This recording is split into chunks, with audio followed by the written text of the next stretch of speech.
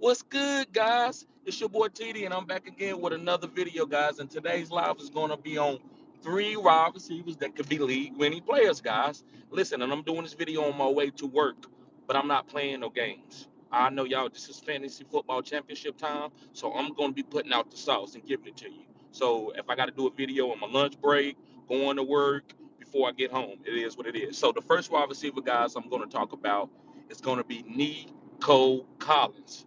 Yes, Nico Collins, guys. Listen, this is a chance to go buy low on this guy. Davis Mills and the coaches, and I don't want to say through, but they done with Brandon Cooks. They through with him.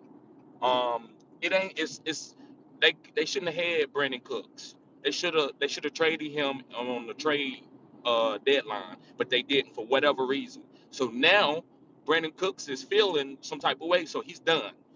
He might be used just for a body and stuff, but he's not the alpha there. The alpha there, guys, is going to be Nico Collins.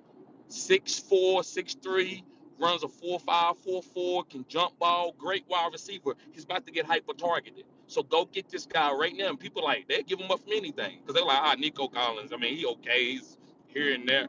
They don't know what this guy is. This guy's going to be a top player next year. I'm going to be championing him next year as probably one of my top 12 wide receivers for next year. So this is a guy that you can win a league with. This is a league winning type player, guys. So if you need wide receivers, you in a three wide receiver league, Nico Collins is a guy that I would love to have on my team. All right, let's move on.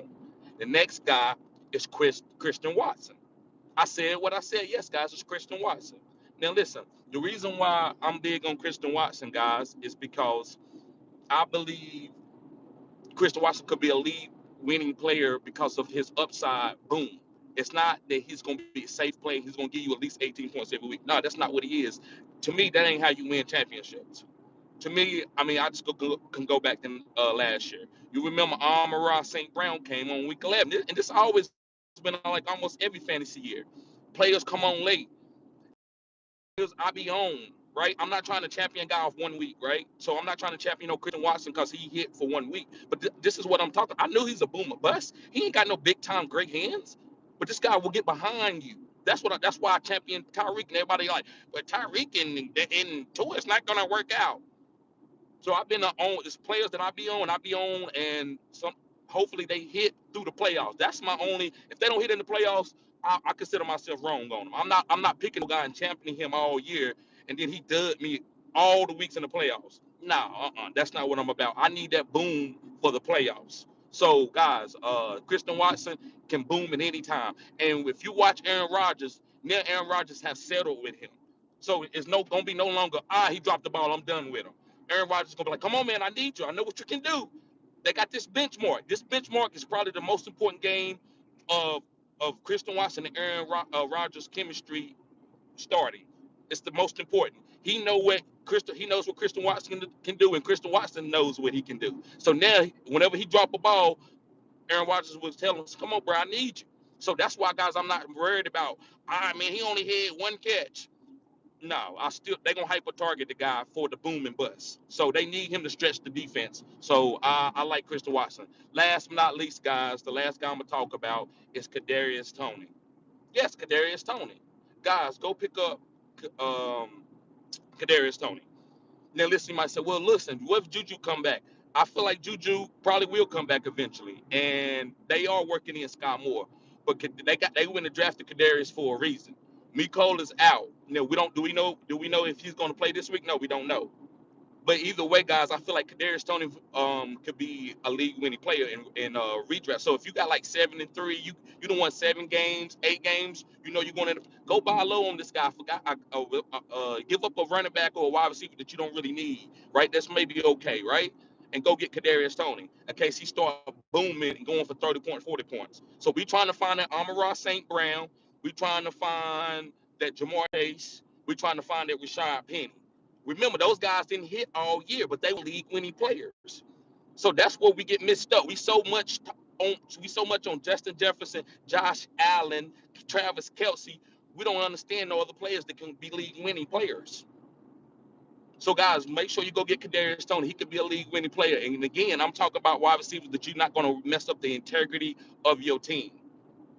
I'm big on not going to buy low and giving up 3 players to go get 1 player. I'm not buying no Justin Jefferson right now. I'm not giving up no 3 players that are going to be solid players for me, right?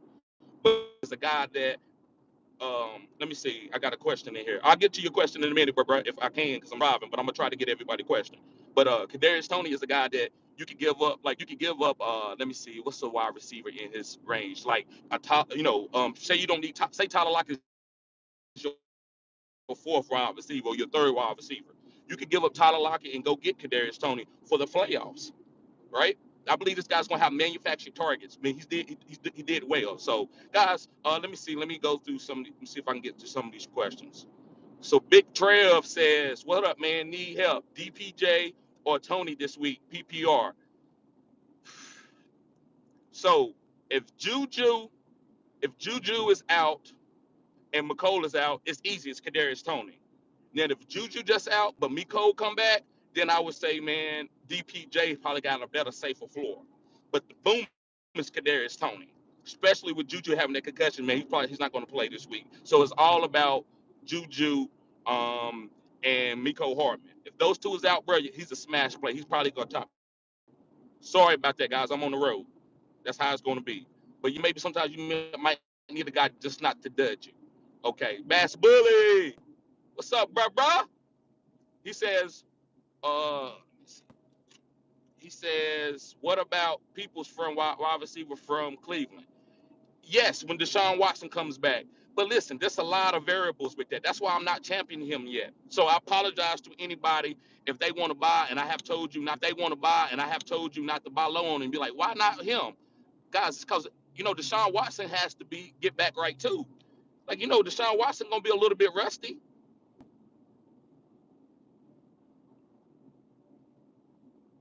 right? Deshaun Watson gonna be a little bit rusty, so I don't want you to get your hopes up. And Deshaun Watson's a little volatile, but I do think DPJ is a buy low opportunity. He's a buy low player, and I think he could be a good play for you in fantasy playoffs. But I'm just a little worried about Deshaun Watson being rusty when he comes back. He hasn't played football, guys, in almost two years, so that worries me a little bit. All right, let me see what's the next question. With Watson coming back, yeah, exactly. Kales, what's up, bruh? He says, I took up Van Jefferson over Tony because of Cup. Okay, I got you. I don't know, bruh. Unless you believe that Matthew Stafford or Wolf is going to hyper target Van Jefferson. Man, I haven't seen a lot of good things out of Van Jefferson. So that worries me. I need to see it first. I've seen Kadarius Toney have a 170-yard game. So he has the pedigree for me to want to go get him fantasy without seeing a lot this year. I only seen 1 game, but I seen 2 games last year where he played outstanding. Me, I haven't seen Van Jefferson have outstanding game. I seen him catch a 1 deep ball. I need a little bit more than that for me to mention him on my video. Mike, what's up, bro? He said, how do you feel about Treylon Burks or Nico? So, bro, that's another one. I'm gonna do a video on Treylon Burks by himself. If I was probably wasn't on the road, I'd have probably did a top 5. But I can't look at stuff. I can't write down stuff, so I kind of just did it off the top of my head. But you right, bro. Treylon Burks is it with Nico, Christian Watson, all those guys. So, yes, I like Treylon Burks.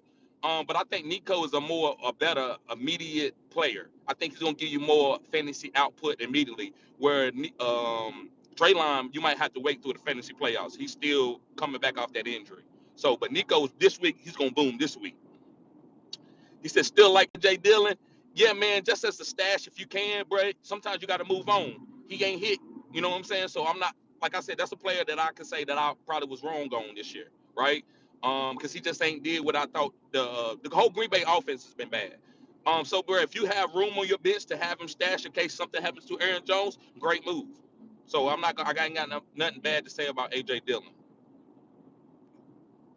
Yeah, let me see. That's all the questions. So, guys, thank y'all for tuning in. This live, I didn't want it to go long, but hopefully you can pick up Kadarius Toney, Nico Collins, or Christian Watson. Those are buy low guys from teams.